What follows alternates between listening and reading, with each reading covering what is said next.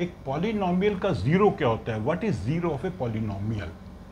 मान लीजिए हमारे पास पॉलिनोमियल है पी एक्स और वेरिएबल है x, this is polynomial in x.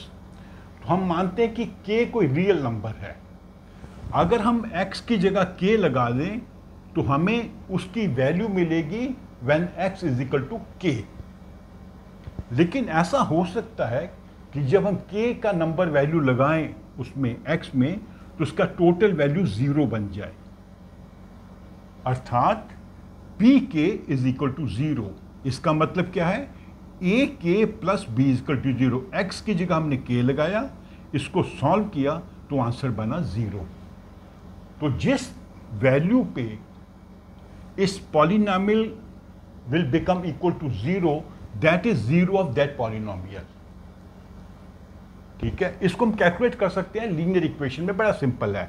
मान लीजिए यही लीनियर इक्वेशन है ए एक्स प्लस बी, तो के एक ऐसा नंबर है जिसकी वैल्यू x की जगह लगाने से ये टोटल जीरो बन जाता है।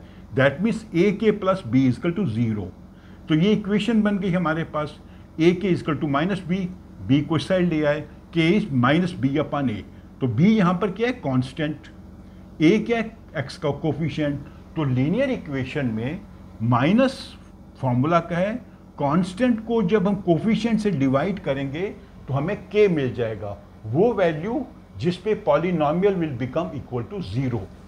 अगर एग्जांपल लेते हैं 4x प्लस 3, तो यहाँ पे के क्या होगा, कांस्टेंट है 3, कोफिशिएंट है 4, माइनस 3 अपॉन 4।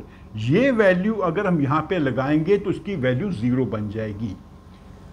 अगर माइनस 3 अपॉन 4 हम x की जगह लिखेंगे तो ये टोटल जीरो बन जाएगा। ये इक्वेशन है 4 माइनस 3x, इसमें कोफिशिएंट है 4, ये तो माइनस फार्मूला वाला है। कोफिशिएंट क्या है, माइनस 3, ये माइनस फार्मूला का है, ये माइनस कोफिशिएंट है। 4 upon minus 3 that is 4 upon 3।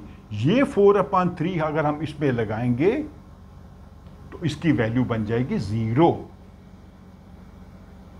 एक पर्टिकुलर वैल्यू होगी जिस पे ये पॉलिनोमियल जीरो हो जाएगी, किसी और वैल्यू पर नहीं होगी। इस केस में 4 अपॉन 3 है, इस केस में माइनस 3 अपॉन 4 है। ऐसे ही हर इक्वेशन का आप एक पर्टिकुलर वैल्यू ढूंढ सकते हो जिससे पूरी पॉलिनोमियल जीरो हो जाएगी।